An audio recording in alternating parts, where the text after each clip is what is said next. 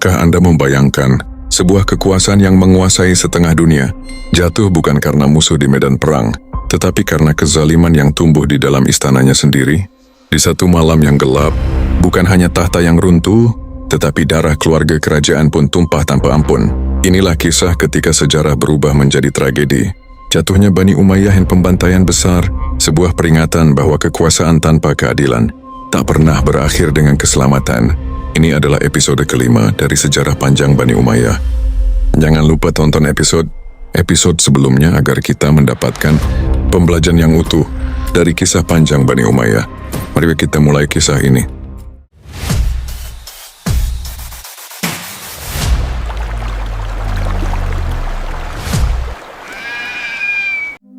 Di setiap puncak kejayaan, selalu ada bayang-bayang kehancuran yang menunggu waktu.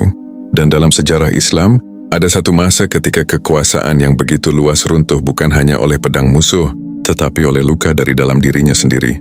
Bani Umayyah, dinasti yang pernah menguasai negeri dari timur hingga barat. Mereka membangun kota, membuka peradaban, dan menorehkan nama besar dalam sejarah. Namun di balik gemerlap istana dan barisan pasukan, tersimpan api fitnah, kesombongan kekuasaan, dan keadilan yang perlahan dilupakan. Hingga akhirnya hari itu datang. Hari ketika tahta tidak lagi dihormati, hari ketika darah mengalir di bawah panji kekuasaan, dan sejarah mencatat sebuah tragedi yang kelam, pembantaian besar yang mengakhiri satu dinasti, namun meninggalkan pelajaran abadi bagi umat manusia.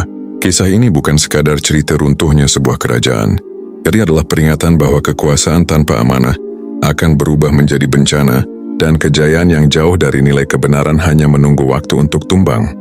Inilah kisah jatuhnya Bani Umayyah dan pembantaian besar, sebuah perjalanan sejarah yang mengajarkan kita tentang keadilan, pengkhianatan, dan harga mahal dari sebuah kekuasaan. Di balik kemegahan istana-istana Damaskus, di balik perluasan wilayah yang tampak membanggakan, waktu perlahan menggerakkan arus yang tak terlihat. Bani Umayyah masih duduk di singgasana kekuasaan, masih disegani oleh raja-raja dunia, masih menundukkan negeri demi negeri. Namun di dalam tubuh kekuasaan itu sendiri, retakan-retakan kecil mulai muncul dan semakin hari semakin melebar. Retakan yang tidak selalu terdengar oleh para penguasa, tetapi sangat dirasakan oleh rakyat kecil, para ulama, dan bangsa-bangsa non-Arab yang tinggal di bawah panji Islam. Setelah masa Al-Walid berakhir, kekuasaan berpindah ke tangan Sulaiman bin Abdul Malik. Ia mewarisi kerajaan yang sangat luas, tetapi juga masalah yang sangat berat.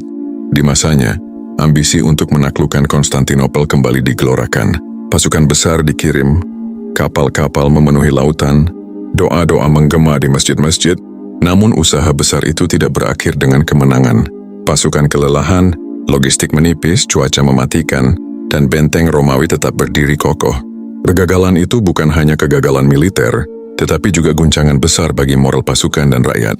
Setelah Sulaiman wafat, kepemimpinan jatuh kepada Umar bin Abdul Aziz. Inilah sebuah titik terang yang luar biasa dalam sejarah Bani Umayyah. Ia bukan seorang raja yang hidup dalam kemewahan. Sejak awal memimpin, ia mematikan lampu-lampu istana yang berlebihan, mengembalikan harta yang bukan haknya ke Baitul Mal, dan hidup seperti rakyat biasa. Ia menangis di malam hari karena takut tidak mampu berlaku adil kepada rakyatnya. Di tangannya, keadilan yang lama dirindukan kembali terasa. Umar bin Abdul Aziz menghapus berbagai penindasan terhadap kaum non-Arab. Ia menghentikan kebiasaan mengambil pajak berlebihan. Ia menolak diskriminasi antara Arab dan non-Arab. Ia mengembalikan hak-hak yang dirampas di masa-masa sebelumnya. Karena keadilannya, banyak orang masuk Islam bukan karena pedang, tetapi karena ketulusan hati. Dalam waktu singkat, dunia Islam merasakan kesejukan yang belum pernah ada sebelumnya sejak lama. Namun cahaya itu ternyata tidak bertahan lama. Umar bin Abdul Aziz wafat hanya setelah memimpin sekitar 2 tahun. Banyak orang yakin ia diracun karena kebijakannya dianggap mengancam kepentingan keluarga istana. Dengan wafatnya Umar, keadilan yang sempat bersemi kembali meredup. Kekuasaan kembali ke tangan para khalifah yang lebih mencintai kemewahan daripada kesederhanaan. Satu demi satu khalifah naik dan turun. Sebagian berusaha berlaku adil, sebagian tenggelam dalam gemerlap dunia. Istana kembali dipenuhi pesta, para pejabat kembali berlomba mengumpulkan harta. Ketimpangan semakin terasa. Bangsa Arab masih diperlakukan lebih tinggi daripada bangsa non-Arab, terutama kaum Persia dan penduduk Khurasan. Pajak kembali memberatkan. Janji-janji keadilan terasa semakin jauh. Di wilayah timur, terutama di Khurasan, keresahan mencapai titik yang sangat dalam. Generasi baru kaum muslimin non-Arab tumbuh dengan perasaan terpinggirkan.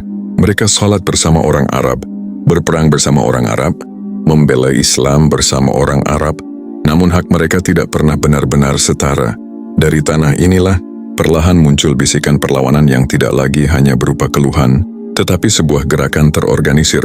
Di saat yang sama, keturunan Abbas bin Abdul Muthalib, paman Rasulullah, mulai membangun jaringan dakwah politik secara diam-diam. Mereka mengusung janji bahwa kepemimpinan Islam harus kembali kepada keluarga Nabi. Seruan ini sangat kuat di hati banyak orang yang sudah jenuh dengan kekuasaan Bani Umayyah. Mereka tidak menyebut nama pemimpin secara terang-terangan. Mereka hanya menyampaikan seruan pemimpin dari keluarga Rasulullah. Seruan ini bergerak dari satu kota ke kota lain, dari satu telinga ke telinga lain, dengan kecepatan yang tak bisa dihentikan. Tokoh yang kelak menjadi motor penggerak besar itu adalah seorang pemuda bernama Abu Muslim Al-Khurasani. Ia bukan keturunan bangsawan besar, bukan pula tokoh terpandang di mata dunia, namun ia memiliki kecerdasan, keberanian, dan kemampuan memimpin massa yang luar biasa. Dari Khurasan ia mengibarkan panji hitam. Panji itu bukan sekadar kain berwarna gelap, melainkan simbol dari perlawanan, simbol penantian akan perubahan besar. Rakyat Khurasan menyambutnya dengan semangat yang membara. Mereka merasa inilah saatnya bangkit. Mereka merasa inilah jalan keluar dari ketimpangan yang telah lama mereka derita. Satu demi satu pasukan bergabung, kemenangan demi kemenangan diraih. Kota-kota jatuh tanpa perlawanan berarti karena rakyat sendiri telah muak dengan kekuasaan lama. Berita tentang kebangkitan ini sampai ke telinga para khalifah Bani Umayyah di Damaskus. Namun semuanya datang terlambat. Istana telah melemah, kekuatan telah terpecah, loyalitas pasukan tidak lagi sekuat dahulu. Saat perlawanan datang dari berbagai arah, Bani Umayyah tidak lagi memiliki fondasi yang kokoh untuk berdiri, tegak seperti di masa kejayaannya. Pertempuran besar pun terjadi. Pasukan Bani Umayyah berhadapan dengan pasukan Panji Hitam dalam berbagai pertempuran berdarah. Namun arus sejarah telah berbalik arah. Di setiap pertempuran pasukan Umayyah semakin terdesak, hingga akhirnya pertempuran penentuan terjadi di tepi sungai Zab. Di sanalah kekuatan utama Bani Umayyah dipatahkan. Pasukan mereka tercerai-berai, para panglima gugur, dan harapan terakhir untuk mempertahankan kekuasaan di timur runtuh seketika. Khalifah terakhir mereka di timur, Marwan bin Muhammad, melarikan diri dari satu kota ke kota lain.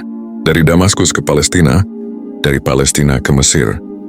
Ia berharap di Mesir ia akan menemukan tempat bertahan. Namun gelombang perlawanan lebih cepat darinya. Di sebuah desa kecil di Mesir, hidupnya berakhir di tangan pasukan Abbasiyah. Dengan wafatnya Marwan bin Muhammad berakhirlah kekuasaan Bani Umayyah di wilayah timur Islam setelah hampir 1 abad berkuasa. Damaskus jatuh, istana-istana dijarah, para anggota keluarga Umayyah diburu. Banyak dari mereka terbunuh dalam pembantaian, yang kelak dikenang sebagai salah satu peristiwa paling kelam dalam sejarah pergantian kekuasaan Islam. Bani Abbasiyah naik tahta dengan janji membawa keadilan dan kepemimpinan dari keluarga Rasulullah. Dunia Islam kembali memasuki babak baru. Namun takdir belum sepenuhnya menutup lembaran Bani Umayyah. Di tengah pembantaian itu, seorang pemuda berhasil melarikan diri. Namanya Abdurrahman bin Muawiyah, cucu dari Khalifah besar Hisham bin Abdul Malik. Ia melarikan diri menyeberangi padang pasir, dikejar oleh pasukan yang ingin menghabisi seluruh keturunan Bani Umayyah. Ia menyeberangi sungai, menyaksikan saudaranya terbunuh di depan mata, dan terus berlari membawa satu-satunya harta yang tersisa, darah bangsawan Umayyah dan tekad untuk bertahan hidup. Perjalanan membawanya ke Afrika Utara, lalu menyeberangi lautan menuju Andalusia. Di tanah yang jauh dari Damaskus itu, takdir menyiapkannya bukan sebagai pelarian, tetapi sebagai pendiri kerajaan baru. Di sana ia menyatukan kabilah-kabilah yang bertikai, mengalahkan para penguasa lokal, dan akhirnya mendirikan Daulah Umayyah yang kedua, Umayyah Andalusia. Di timur nama Bani Umayyah memang telah runtuh, namun di barat, di bumi Eropa, nama itu kembali bangkit. Cordoba kelak akan menjadi pusat peradaban dunia, tempat ilmu berkembang, tempat cahaya Islam menerangi barat di saat Eropa masih tenggelam dalam kegelapan. Sejarah pun menutup satu lingkaran dan membuka lingkaran lain, dari Umayyah bin Abdul Syams yang menentang dakwah Nabi, hingga keturunannya yang memimpin dunia Islam lalu jatuh, dan bangkit kembali di tanah yang jauh. Inilah takdir yang berputar, mengajarkan bahwa kekuasaan tidak pernah benar-benar abadi, bahwa kejayaan tidak pernah tinggal selamanya, dan bahwa setiap nama besar selalu membawa kisah, gemilang sekaligus luka yang mendalam. Dan begitulah akhir dari sebuah dinasti yang pernah menggenggam dunia. Bani Umayyah runtuh bukan karena kurangnya kekuatan, melainkan karena hilangnya keadilan dan lunturnya amanah. Istana yang dulu megah kini tinggal kenangan. Nama-nama besar yang pernah ditakuti kini hanya barisan huruf dalam kitab sejarah. Sementara darah yang tumpah menjadi saksi bahwa kekuasaan yang zalim tak pernah benar-benar abadi. Sejarah ini mengajarkan kita satu pelajaran penting. Allah tidak menilai kejayaan dari luasnya wilayah, tetapi dari lurusnya keadilan. Ketika kekuasaan dijadikan alat kesombongan, maka kehancuran hanyalah soal waktu. Mereka yang selamat mewariskan cerita, dan kita yang hidup hari ini mewarisi pelajarannya, agar kita tidak mengulangi kesalahan yang sama, meninggikan tahta, namun merendahkan nilai kebenaran. Semoga kisah ini menjadi cermin bagi setiap pemimpin, peringatan bagi setiap penguasa, dan nasihat bagi setiap jiwa, bahwa kekuasaan hanyalah titipan, dan sejarah selalu jujur dalam menghakimi. Terima kasih telah menyimak kisah ini bersama Langkah Cahaya. Semoga setiap cerita membawa ketenangan, menambah iman, dan menjadi langkah kecil menuju cahaya Allah yang lebih luas. Jangan lupa like, share, dan subscribe agar kita terus berjalan bersama, mencari hikmah dalam setiap kisah. Wassalamualaikum warahmatullahi wabarakatuh.